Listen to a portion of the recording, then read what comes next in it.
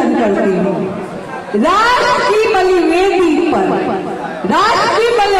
पर आजादी के तराने गाते हुए अपनी जान लुटाई इन युवा क्रांतिकारियों ने। अपने ही रक्त से होली खेली इन क्रांतिकारियों ने। एक गाल पर थप्पड़ खाकर दूसरा गाल आगे नहीं किया इन क्रांतिकारियों ने। काला पानी में कोहलू चलाया ऐसे ही क्रांतिकारियों ने। हम आजाद हो, हम फले फूले, बने राष्ट्र का राष्ट्र मंदिर, ये नारा लगाया ऐसे ही क्रांतिकारियों ने। पर गंदी राजनीति थी हमारी, एहसान फरामोश। किताबों ने इन बलिदानियों को टेररिस्ट बताया, राजनीति के ठेकेदारों ने। भारत माता तेरे टुकड़े होंगे कहने वालों को सिर माथे पर बिठाया इन ठेकेदारों ने।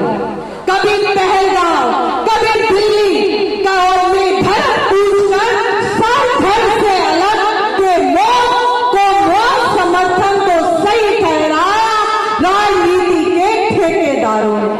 सिर शर्म से झुक जाता है जब ये सोचती हूँ कि 2016-17 तक दिल्ली यूनिवर्सिटी की किताब इंडिया स्ट्रगल फॉर इंडिपेंडेंस में हमारे इन बलिदानियों के बलिदान को टेररिज्म का नाम दिया गया।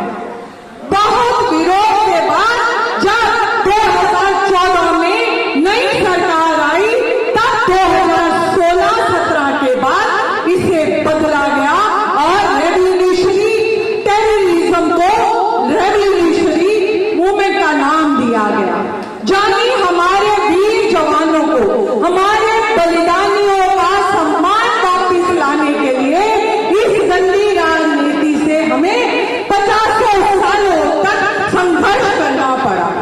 इसीलिए कहती हूँ, मैं हर जगह कहती हूँ, हमारे शहीदों को, हमारे बलिदानियों को सच्ची श्रद्धांजलि तभी होगी जब हम उन्हें याद तो रखें, साथ ही साथ जिस राष्ट्रीय बगिया के लिए उन्होंने अपने प्राण निछावर किए, उस बगिया की रक्षा के लिए हम अपना कर्तव्य भी निश्चित करें।